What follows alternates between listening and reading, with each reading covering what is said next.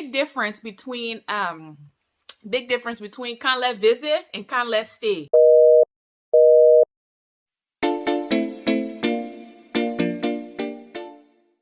Hello and welcome to my channel. This is Joy from She Speaks Too. Make sure you like, make sure you comment, make sure you share, make sure you support. Don't just watch, don't just be a spectator, be a participant and be totally involved in the conversation. Okay, so from the title of this video, you can tell that I'm not in Liberia. And so before I start the video, I just wanted to give a couple of disclaimers. I don't know how long this video is going to be because it's going to be straight from the dome.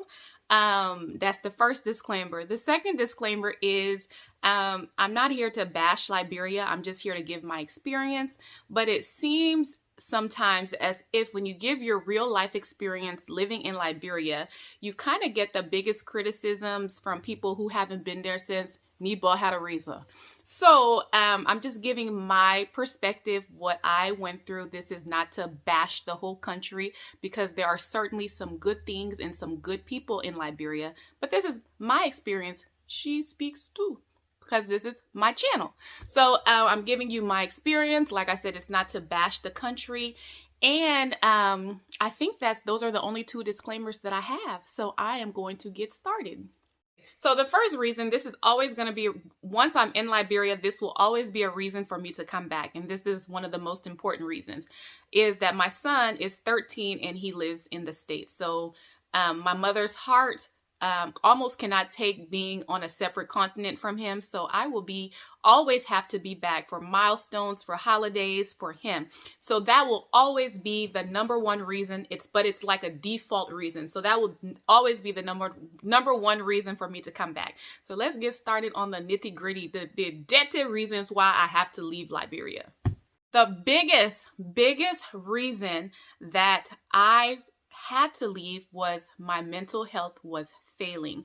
Mental health is not something that we talk about a lot, but your girl was getting cynical.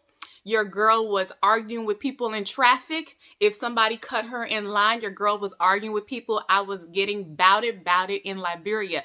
I was getting louder. I was getting I was becoming angrier. I mean, I'm already like an emotional person. I stand on the right side of justice. I don't like when people cut in line. I don't like to see human suffering that can be prevented. But I just started getting so angry. So you can't help the cause if your emotions are on the tip of your fingertips, like if you're ready to pop. So my mental health was failing in the fact that I no longer could see beauty in Liberia. And this is for real. When I first got to Liberia, it was like, let me just put it this way. You know, I got to use a little bit of humor. It was like the Lion King. When they lifted up Simba. So it was like that. I was like, Africa, the motherland, everyone looks like me. This is going to be great. And then, so I would be driving down Tubman Boulevard and you could, going in town, you can look to the left and you can see the ocean in between houses to your left. And I used to be like, this is so beautiful. It's so untapped. It's gorgeous. How many other places can you just see the beach from the main road? And so I used to, see that and notice the beauty. Up until I left, I no longer even looked that way. I no longer saw the beauty in it. All I saw was almost like a dirty, untapped beach that Liberia just left useless. So I no longer was seeing the beauty in things that I used to see before. All I saw around me was children selling in the streets. All I saw around me was human suffering, people not being able to pay their bills, children being put out of school for school fee. I just saw political nastiness, lying on people. It just took a toll on me. So I started becoming that chick.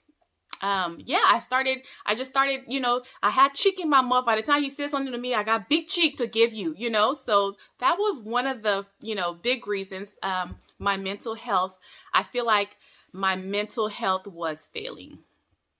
One example of how I started getting was I was in line at the grocery store and I was next in line. The person in front of me had checked out and a woman who was behind me just went in front of me. And I was like, where else does this happen? Why would you cut in front of me? I said, excuse me, you don't see me in line. You think I'm waiting? What, you think I'm waiting on the bus stop? She was like, oh, Ma, sorry. I was like, you should be sorry. And so, like, my level of popping offness had gotten to a different level. So, I started recognizing my mental health was failing. Looking around me was depressing. The roads, driving, being stuck in traffic was depressing me because it was making me angry. You had no reason why you were stuck in traffic. By the time you got to where traffic eased up, you never understood why you were stuck in the first place. Police maybe would stop your car, tap on it, say, Ma, how the morning? And you're like, good morning. And it's just, they're looking, for a little something. I just started getting really cynical. I have a subscriber, and let me see if I pronounce his name right. His name is Hemi Hiru. I hope I'm pronouncing that, and I hope you don't mind me calling your name. He gave me some good advice. Do not judge Liberia or any other parts of the world in Africa by Western standards, because you will always be unhappy. And plus, Western standards is not the measuring tool to judge the world. If it happens in America, it doesn't mean the whole world has to be affected or know about it. Do not judge Liberia by Western standards. That is the best advice that I've, received. And I had stopped doing that a long time ago, because when I first got there going to restaurants, I would wonder why the food would take so long, because in America, this is a microwave generation. So I stopped doing that a long time ago, but I wanted to judge Liberia by at least human dignity standards. And I felt like I couldn't even do that. I felt like I couldn't even judge it by basic human dignity standards. The people in Liberia don't even know what they're missing out on. They don't even know what they deserve. They don't even know what, by this time in 2021, what their standards should be. We should have access to clean water. We should have access to clean bathroom facilities, hygienic living conditions. It shouldn't be a situation where based on who you are, you have it, and then 10% have it and the 90% don't have it. So it shouldn't, I tried not to. I mean, I'm human, so I still have Western thinking, because I grew up in the United States most of my life. I'm human, so I still have, some judgment that will come from living in the United States for a long time.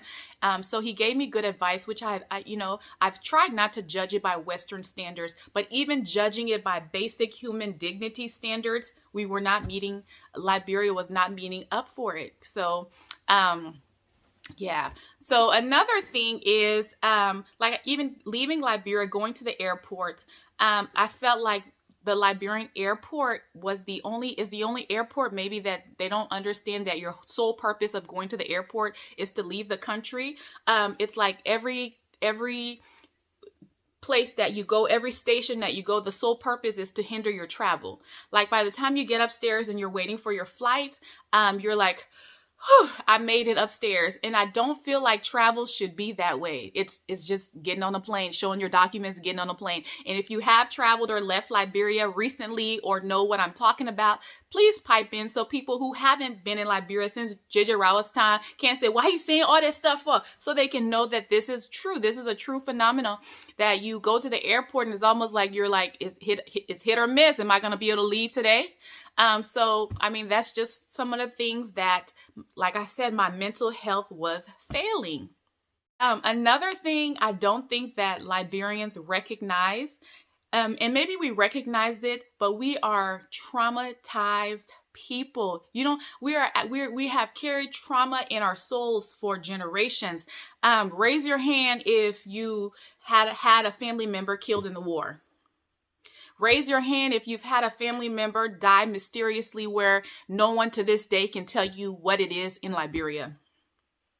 Raise your hand if you have a family member that has called you because they can't pay their rent, their children are getting put out of school, something is going on.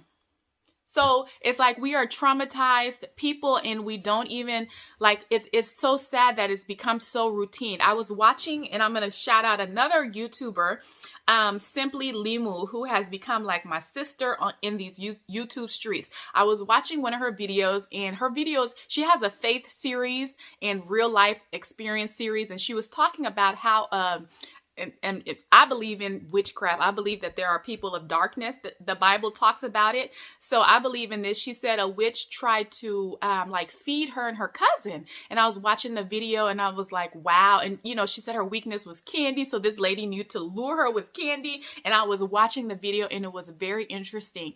I watched the whole video, and I was like, oh, I wonder where her cousin is now, because her and her were like best friends. And she was the older cousin. I think she was 5, and the cousin was a little bit younger. And sadly, at the end of the video, she's like, she misses her cousin. Her cousin died from malnutrition during the war. So she and to the point where we can say it, like, that is not normal.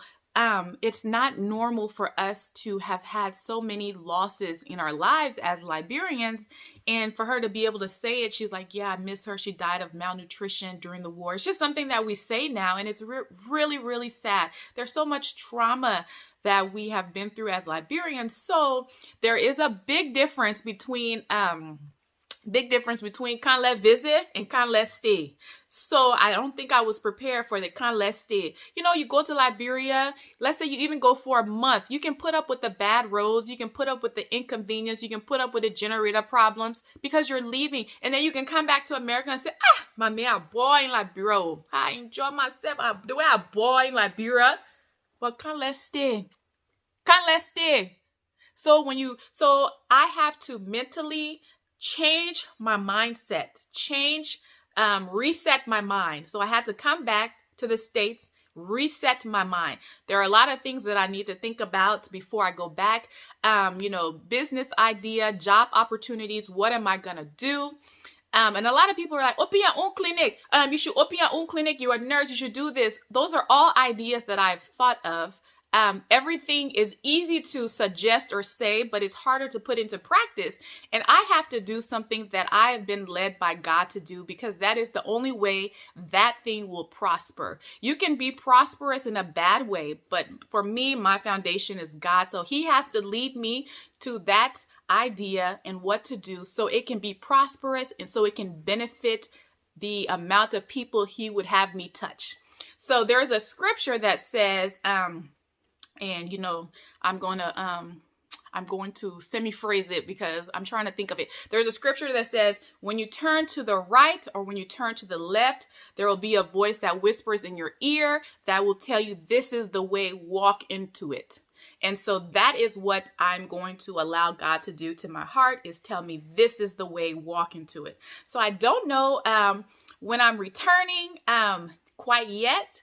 So, the biggest thing was, of course, I had to come for my son. That will always be my number one default reason, period. But number two, my mental health was failing. Sadness, anger, just looking around you and seeing poverty and suffering. And then there's the guilt, because I have my American worries. I need to pay this bill. I need to do this. I need to do that. So you boggle down with your American worries. Then you see the Liberian worries. So it's like you're trapped in two worlds. Then you feel guilty for having your quote unquote petty American worries, because you eat every day. You have clothes, you have good shelter, you have running water, you have air condition. Then there's that guilt that you even would be thinking of yourself when this other person is suffering. The other person is suffering. And you just, so it's a come visit and come let's stay. Are two different things. So if anyone is thinking of moving, just prepare yourself. You gotta come visit where you ball for that month, or even 3 months. You ball for that 3 months. It's different. It's very different. So that is it. And this is Joy from She Speaks Too. Make sure you like, make sure you comment, make sure you subscribe, make sure you share with a friend, and let's have a healthy discussion about your experience, how you felt when you visited. Did you have a great time? Did the human suffering even become an issue? The traffic, or because it was such a short vacation, you had a great time? I used to be one of those people that would visit for I was a Decemberee. Yes, I was. And I'm going to do a video on Decemberees pretty soon, but I was a Decemberee. I ball. I had a birthday party in Liberia one time. They even had banners and, like red carpet. I was that girl. And then I left and I was like, I miss him in the way I boy in Liberia. But yeah, it was short-lived. So, anyway, so the next video will be about Decemberies. But anyway, this is Joy from She Speaks Too. Make sure you like, make sure you comment, make sure you subscribe, and I will see you later.